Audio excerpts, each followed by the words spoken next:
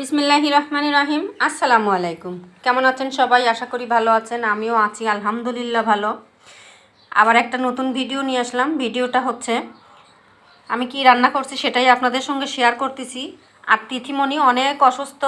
তিথির গায়ে জ্বর 103-এর উপরে জ্বর।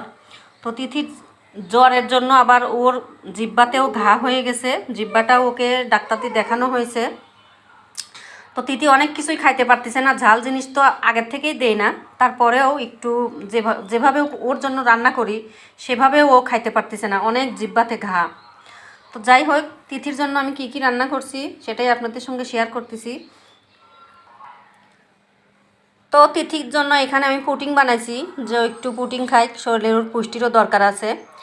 তো পুডিংটা বানানোর পরে তাড়াহুড়া করে বানাইছি। তো এখানে উপরের ইয়ারটা একটু পুড়ে গেছিলো, তো আমি একটু উপর থেকে কেটে ফেলছি। তো যাই হোক, তিথি পুডিংও খাচ্ছে না। তো এখানে পরোটা বানাইছি, সে পরোটাও খাচ্ছে না। মানে ও যে খাবে, জিহ্বাটা এত মানে ব্যথার জন্য ও খাইতেও পারতেছে না।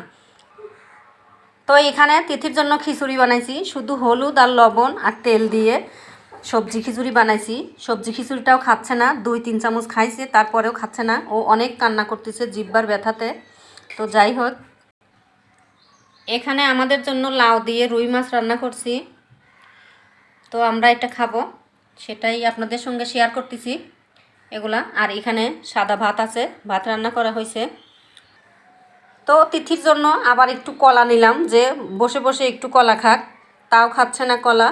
তিথির জন্য আমি সবার কাছেই, আপনাদের কাছে আমি সবাইকে অনুরোধ করতেছি, সবার কাছেই আমি বলতেছি, সবাই একটু তিথির জন্য দোয়া করবেন এবং কমেন্টে আমাকে জানাবেন। তিথিকে যদি আসলে একটু হলেও যদি সবাই ভালোবেসে থাকেন, তাহলে কমেন্টে জানাবেন, ওর জন্য একটু দোয়া করবেন। যদি আপনারা কমেন্টে জানান যে হ্যাঁ, তিথির জন্য আমি দোয়া করছি, তিথি দ্রুতই সুস্থ হয়ে উঠবে, তো আমি অনেক খুশি হব আপনারা যদি আমাকে কমেন্টে জানান। আসলে তিথিমণি অনেক অসুস্থ। এই যে তিথিমণির ওষুধ দেখেন, কতগুলো ওষুধ, শুধু তিথিমণিরই ওষুধ। এটা জিহ্বার গায়ের জন্য দিছে,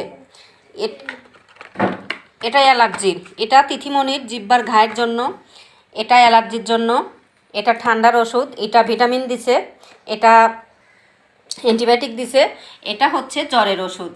তারপরেও আমার তিথিমণি অসুস্থই হয়ে রয়েছে, অসুখ এখনও ভালো হচ্ছে না, ওর 3-এর উপরে জ্বর। তো যাই হোক, কথা বলতে পারতেছি না, কেমন যেন আমি ক্লান্ত হয়ে আসতেছি, তিথির টেনশনে খুব খারাপ লাগতেছে। তিথির টেনশনে আমি আসলে কথাবার্তা বলতেই পারতেছি না। যাই হোক, ভিডিওটি ভালো লাগলে একটা লাইক দিবেন, তিথির জন্য অবশ্যই সবাই দোয়া করবেন। তো আজ এই পর্যন্ত কি, আল্লাহ হাফেজ। ভিডিওটি ভালো লাগলে একটা লাইক দিবেন। আল্লাহ হাফেজ।